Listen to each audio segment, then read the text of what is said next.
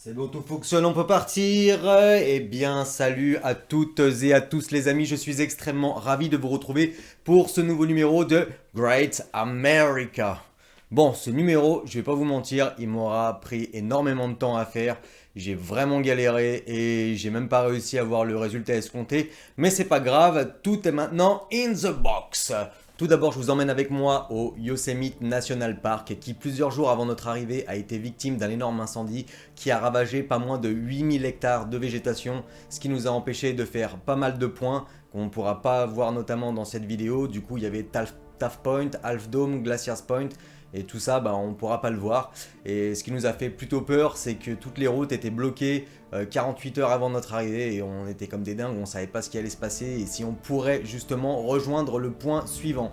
Donc voilà, pour revenir au Yosemite National Park, c'est un parc qui fait un peu plus de 3000 km², ce qui représente la superficie de l'île de la Réunion, c'est juste immense. Il a obtenu le statut de parc national le 25 août 1916, notamment grâce à l'excellent travail de l'incroyable naturaliste John Muir d'origine écossaise, qui après y avoir emmené l'ancien président des États-Unis Roosevelt camper sur les hauteurs de Glaciers Point, a décidé de lui attribuer le statut de parc national. Et franchement, rien que pour ça, juste un grand bravo. Et les anciens présidents de l'époque, c'est absolument pas nos dirigeants actuels, hein, si vous voyez ce que je veux dire. Du coup, le Yosemite National Park, c'est 3000 km² de nature, mais de nature préservée grâce au statut de parc national. Les fumeurs, vous amusez pas à acheter un mégot parce que l'amende, elle s'élève à 3500 boules. Franchement, ça va vous faire mal. Maintenant, on va parler un petit peu faune et flore parce que le panel de Yosemite est juste incroyable. Il y a environ 250 espèces de vertébrés qui vivent à l'intérieur du parc. Ça comprend des loups, des lynx, des renards, des pumas, des cougars, des cerfs, des biches. Le panel est juste incroyable. Il y a même une population d'environ 400 à 500 ours noirs. On reviendra tout à l'heure là-dessus parce que j'ai une petite anecdote à vous raconter. Voilà pour la faune. Pour la flore, je vais essentiellement vous parler d'un séquoia et en particulier du Grizzly Giant. C'est un des plus vieux représentants de son espèce avec un âge estimé à environ 2500 ans. Sa hauteur quant à elle approche les 63 mètres de haut, ce qui nous fait l'équivalent de 24 étages, rien que ça. Pour finir cette présentation, le Yosemite National Park, c'est le paradis des grimpeurs, avec notamment une des parois les plus abruptes et les plus hautes au monde, j'ai nommé El Capitan, qui a été grimpé en juin 2018 à main nue par le célèbre Alex Honnold. C'est le premier à avoir fait ça. Il a sorti un documentaire exceptionnel qui s'appelle Free Solo. Je vous conseille de le regarder, franchement c'est juste exceptionnel. Voilà, pour revenir à notre trajet, on partira donc de Mariposa pour aller en direction de Yosemite National Park. On filera ensuite à Mono Lake en passant par la Tioga Road. On descendra la Sierra Nevada jusqu'à atteindre le désert de Mojave et la petite ville fantôme de Calico. Puis on terminera le trajet sur un magnifique coucher de soleil à Valley of Fire. Voilà, ça portera en total à 1278 km le nombre de bornes qu'on aura parcouru depuis San Francisco. C'est 1278 bornes en 5 jours. C'est un peu fatigant, mais ça se fait bien. En attendant, je vous souhaite un très bon visionnage. On se retrouve à la fin de la vidéo. C'est parti, let's go!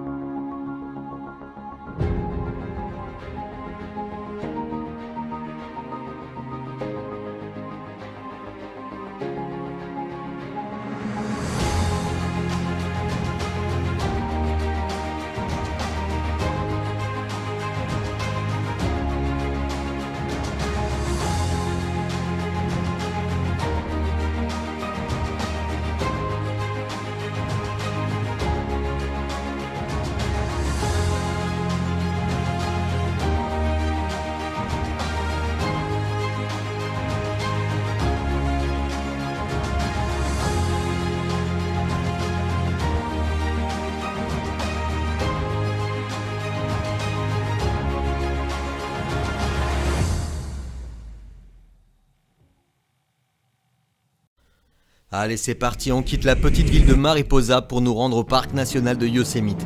Ce matin, le ciel est gris, il fait 13 degrés, mais ça tombe plutôt bien, car avec les températures qu'il a fait ces dernières semaines, l'incendie Oak Fire avait ravagé ce sanctuaire. Malheureusement, À cause de cet incendie maîtrisé il y a seulement quelques jours, plusieurs points qu'on devait faire aujourd'hui ne sont pas accessibles et nous devrons nous concentrer sur la partie basse de la vallée. Et ça tombe bien, le cœur de la vallée de Yosemite, c'est la pièce maîtresse du parc. Du coup, on emprunte l'entrée sud de la vallée en passant faire un petit coucou aux rangers et on file à Tunnels View qui offre une incroyable vue d'ensemble sur la vallée. On espère juste que le ciel soit assez dégagé pour admirer le paysage et apercevoir le célèbre El Capitan et les Yosemite Falls.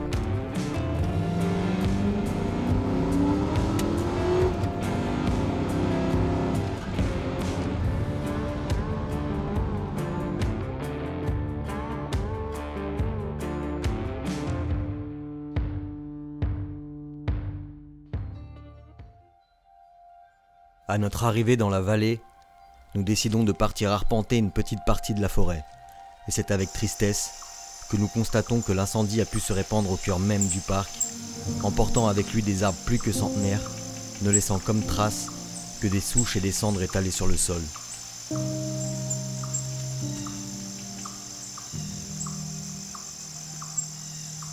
D'immenses pins se dressent devant nous, leurs troncs noircis par les flammes, témoins de la violence de cet incendie.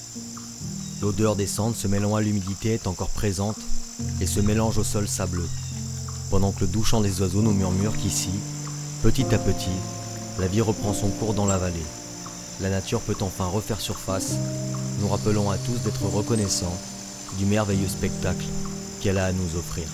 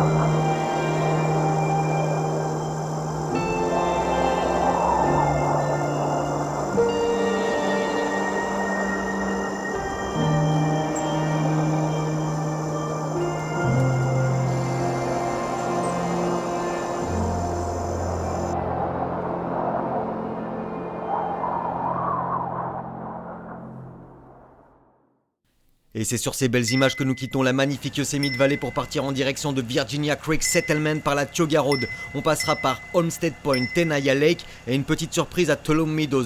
Je vous laisse voir ça par vous-même. C'est parti, let's go!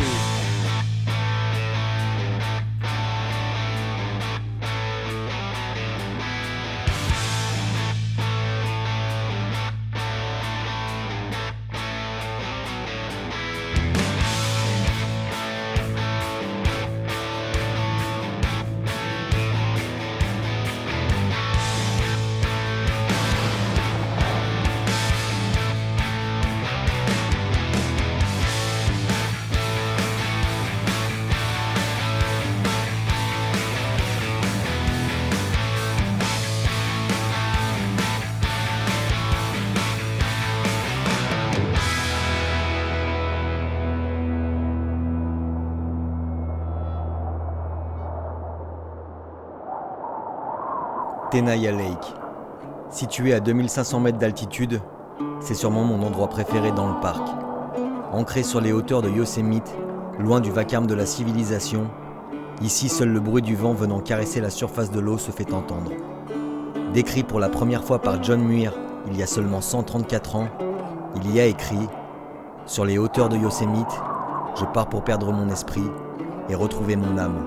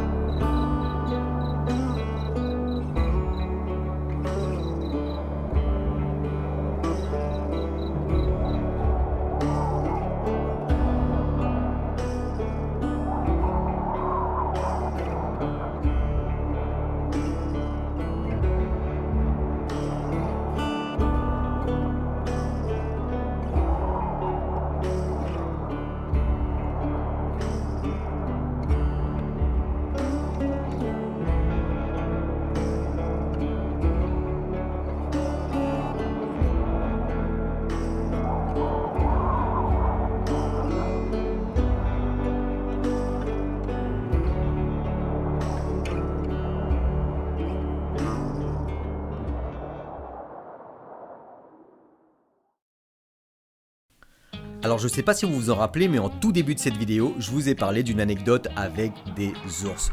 On se retrouve dans le Yosemite National Park, et sur la Tioga et plus précisément à Tolo Meadows, la scène où je suis en train de filmer un petit troupeau de daims.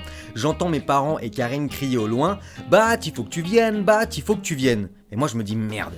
Je suis venu ici pour filmer des animaux, j'ai la chance de pouvoir les avoir en direct, je vais pas remonter à la voiture maintenant. Et je vois Karine arriver en courant et elle me dit « Il y a un ours avec ses petits !» Et là moi dans ma tête ça fait... Je prends mon appareil photo, je me mets à courir comme un malade, dans ma tête il y a absolument tout qui se met en ébullition. Je suis vraiment refait de pouvoir avoir une scène avec des ours. Et pour moi la rencontre elle va se passer comme ça quoi. Christophe. Oh, bonjour Winnie l'ourson. Alors que dans la tête de mes parents c'était plutôt comme ça.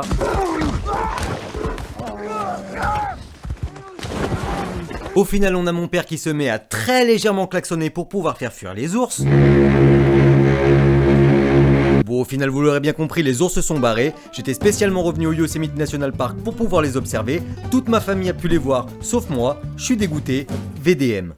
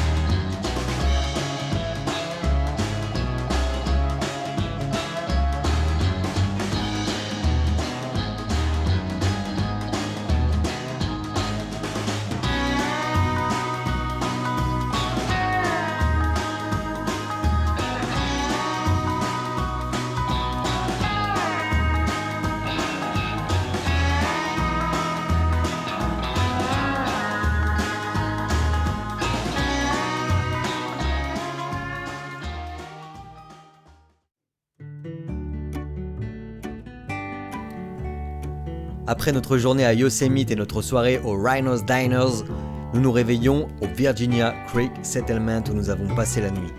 Ce charmant petit hameau nous rappelle que nous sommes bien dans l'Ouest américain. Niché dans la beauté naturelle des pentes de la Haute Sierra et décoré aux allures de Far West, Mary et John vous accueillent dans leur établissement convivial et familial construit en 1930. Ici tout est d'époque, même l'accueil. Les photos familiales sur les murs nous font remonter le temps à une époque où seuls les pionniers s'aventuraient dans cette région reculée. Les chambres, de sympathiques mais rustiques chalets en bois, où nous avons passé une agréable nuit malgré la température descendue à 7 degrés cette nuit-là. Et franchement, je m'attendais pas à ça pour un mois d'août. Et que dire de l'extérieur? Vraiment sympa. Ici, les pêcheurs viennent en nombre profiter du calme de la Sierra. Passer une soirée autour d'un brasero au bord de la rivière, se taper un bon gueuleton convivial autour d'une grande table entourée d'inconnus, parce qu'au final, c'est ça aussi l'Amérique. Ah oui, et j'allais oublier, en 2006, l'établissement a décidé de créer un élevage de truites arc-en-ciel afin d'alimenter la rivière en poissons. Une façon d'attirer et de remercier les nombreux pêcheurs qui viennent ici se ressourcer en relâchant 10 000 truites par an, alimentant ainsi en poissons la Virginia Creek et en veillant à l'écosystème de la rivière.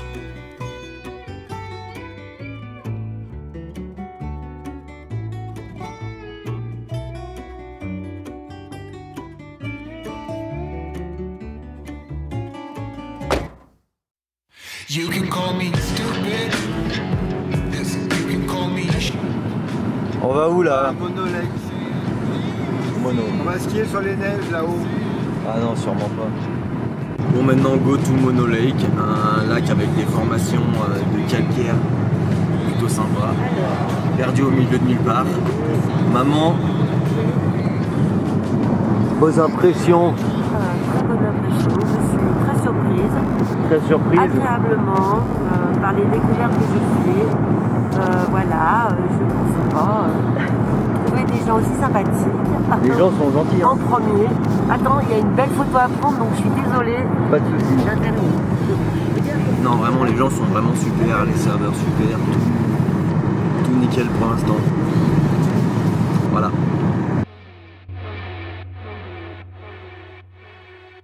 But when it comes to her, you better keep it sealed. Don't you dare say a single word, or I will strike you where it feels. You think that using her would get to me, and if you're right then you're in trouble deep. 'Cause I won't break, no I know I won't wait. You're in trouble deep.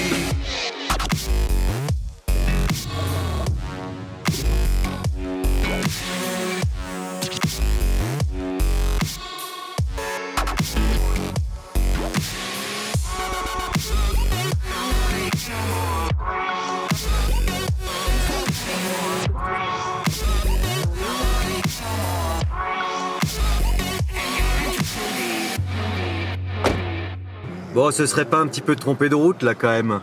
J'ai dit, mais... Alors, mon père dans toute sa splendeur, hein, on lui a dit de faire demi-tour au début de la route. Monsieur ne fait que râler, monsieur a toujours raison, et finalement, eh ben, on se retrouve sur ça, quoi, un petit chemin qui termine sur une rivière. Cool, et je crois qu'ils sont en train de partir sans moi. Est-ce qu'il y en avait une autre de route? Oui, il y en avait une avant, je t'en ai dit, il y en avait en amont.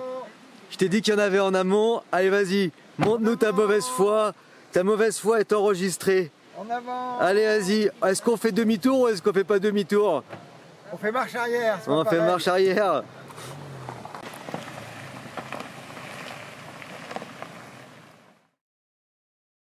Mono Lake. Situé dans le sud du désert de la Sierra Nevada et d'une superficie de 180 km², il émergea de terre il y a 750 000 ans. C'est l'un des plus vieux lacs du monde. Il possède une concentration de sel d'environ 280 000 tonnes et est aussi salé que la mer Morte. Il attire aussi des millions d'oiseaux migrateurs et héberge des espèces propres à son écosystème, comme la présence de cyanobactéries et de crevettes par millions. Ce lac offre un rendez-vous unique avec la préhistoire.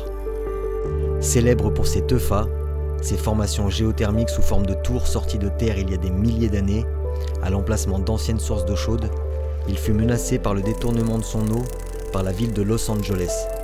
Mais en 1994, la mobilisation massive des gens de la région eut raison du pillage de son eau. Le niveau remonte depuis quelques années et petit à petit, ces colonnes de calcaire replongeront sous la surface, à l'abri des regards et pour l'éternité.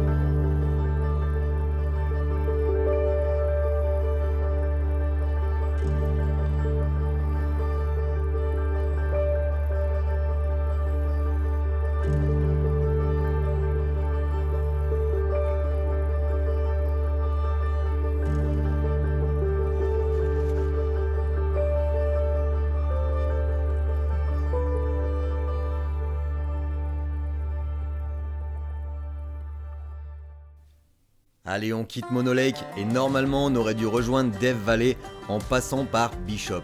Mais malheureusement, suite à d'énormes précipitations, ce qui arrive vraiment très rarement, genre une fois toutes les décennies, fallait que ça tombe sur nous, les autorités ont été contraintes d'évacuer et de fermer toutes les routes qui menaient au parc.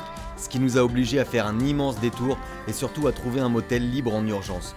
Heureusement, une chambre était disponible à 350 km plus au sud dans la ville de Barstow, à la frontière du désert de Mojave, ce qui nous a fait un total de 449 km à parcourir au lieu de la centaine qui était prévue aujourd'hui. Mais bon, c'est ça aussi l'aventure, savoir prendre un autre chemin quand celui qui était tracé n'est plus accessible.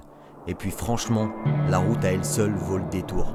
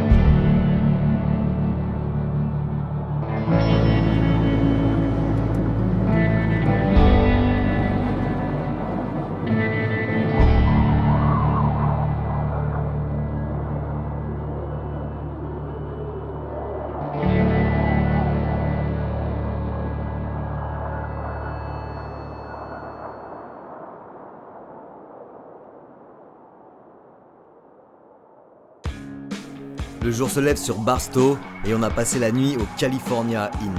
Autant vous dire qu'on ne s'est pas fait prier pour piquer une tête dans la piscine dès le réveil. La température elle est plutôt douce, genre 40 degrés. Et dire qu'on est qu'au début de la journée. Vu qu'on n'était pas censé se retrouver ici, il a fallu qu'on trouve quelque chose à visiter dans le coin. Et ça tombe bien, à quelques kilomètres de là se trouve une ancienne ville fantôme nommée Calico.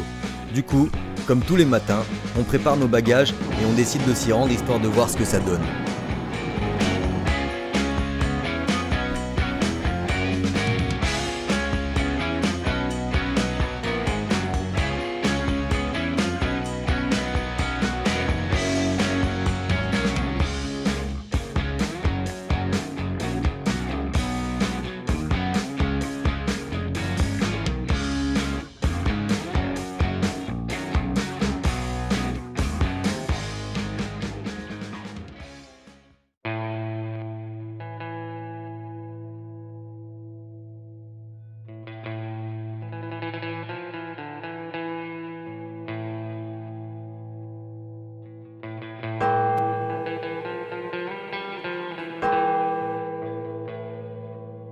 Calico.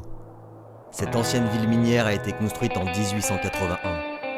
À son apogée, la ville comptait plus de 500 mines d'argent et produisait près de 2 millions de dollars de ce minerai. Ici vivaient près de 3500 mineurs, tous attirés par la richesse qu'elle produisait. Puis au cours des années 1890, l'argent commença à perdre de la valeur et petit à petit, les mineurs quittèrent la ville jusqu'en 1907 où elle finit par être complètement abandonnée. Il ne reste aujourd'hui de la ville que des vestiges du passé, témoins d'une époque où les hommes venaient se perdre dans ces contrées inhospitalières à la recherche des richesses enfouies sous ces terres.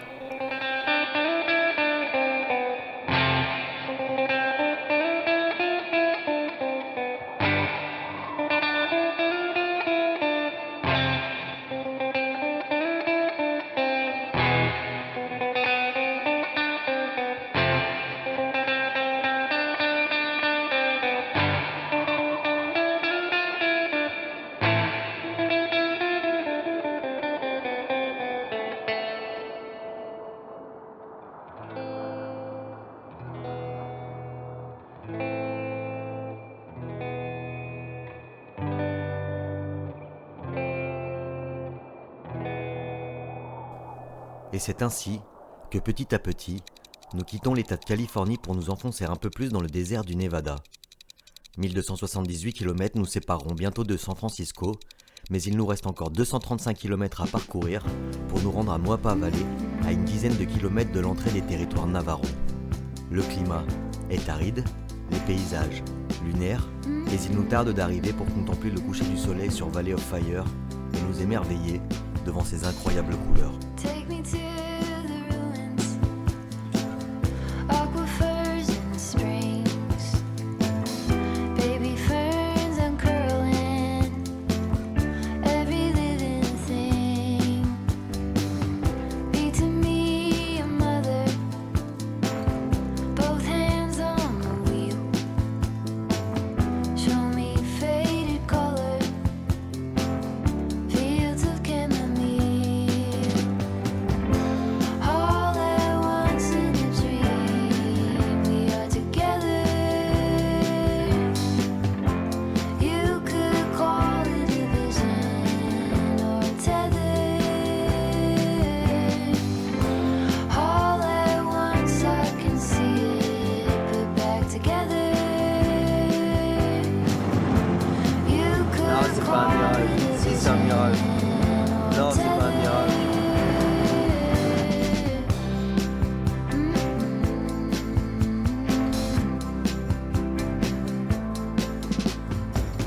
Take me to the jungle, teach me tiger law, read to me a poem, sing to you a song, drunk in my devotion, laid out on your chest, student of abandon, with you I am blessed. All at once in a dream, we are together. You could call it a vision or a tether. All at once I can see it put back together. You could call it a vision or a tether.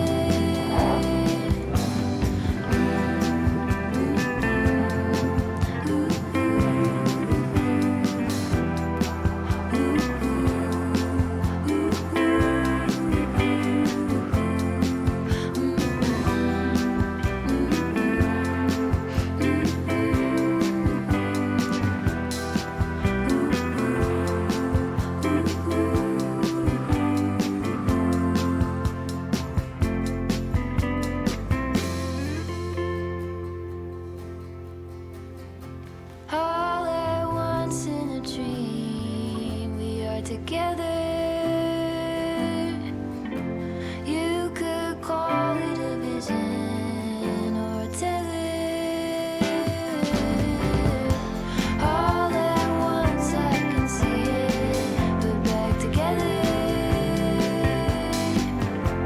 You could call it a vision. You could call it a vision. You could call it a vision.